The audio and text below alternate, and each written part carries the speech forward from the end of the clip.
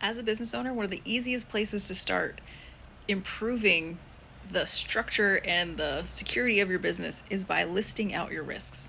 I'm Laura Thorne, business owner and strategy addict. I love talking about risk.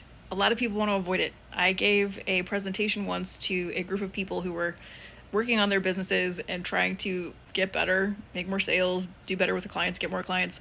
We got to the part where we were talking about integrated strategic plans and working on your risk portfolio.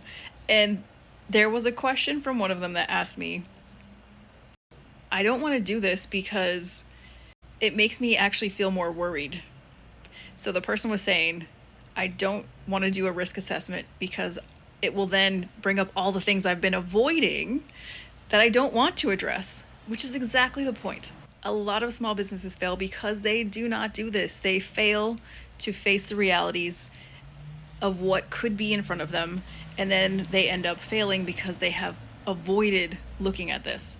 So business ownership is not for everyone. If you do not have the tough skin that it takes to know what the potential issues are, you might want to think again about whether this is the right spot for you. When COVID came around, I actually ended up every week coaching people who were suffering, struggling through their business because they didn't see it coming.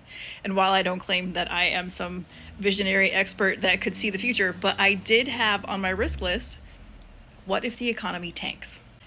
So in a way, I did have COVID on there. I knew that at some point it is possible that everything we think is here always was going to be gone. And it ended up going away.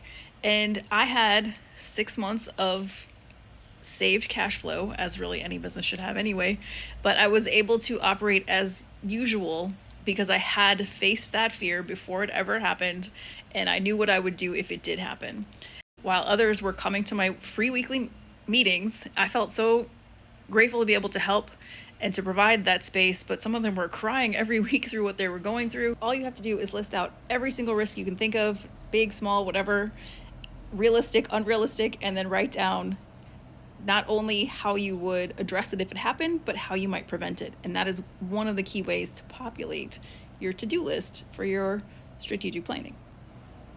If you appreciated this tip, follow along, and we will be giving more in-depth demonstrations and things over on YouTube at Laura Thorne Consulting.